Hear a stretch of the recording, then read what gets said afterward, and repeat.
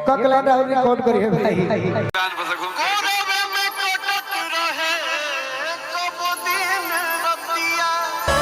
एक लाइन सुना, चित्रहार मत सुना। कि सनम हमार हम के ई गम देले बाड़ी अपना जाने में वो गम देले बाड़ी। बहुत सारी बातें हैं बेटा। वो गम देले बाड़ी सनम हमार हम के ई गम देले बाड़ी।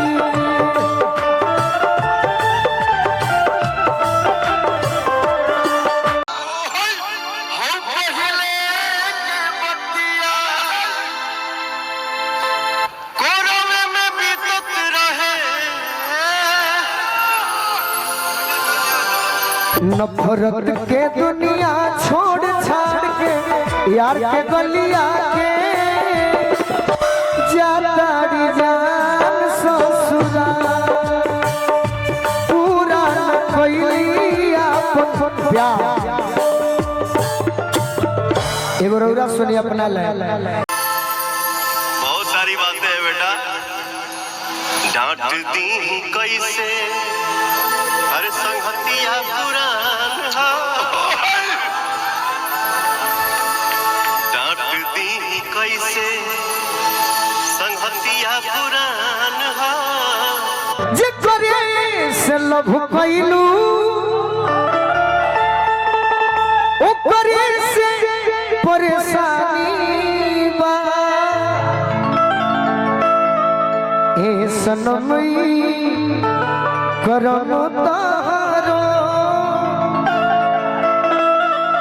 लागे खानदानी बा। देहिए हमार बाकी देहिए के एक लाइन सुना, चित्रहार मत सुना। एक और लाइन जौना रोग शर्ट सॉन्ग होता है और गाना होता है कि पगली होने रोत बिया अरे सास धोई के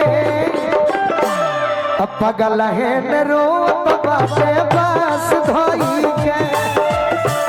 पगल है न रोत बाटे बास धोई कि धीरे धीरे कहलऊ धीरे धीरे धीरे धीरे कहलऊ धीरे धीरे। अरे कि जान के अरे डोलिया ले जाई हो हमारा धीरे धीरे जान के डोलिया ले जाई हो हमारा। मुखड़ा सुन लो। छोड़ देली नहीं हरियाई यारा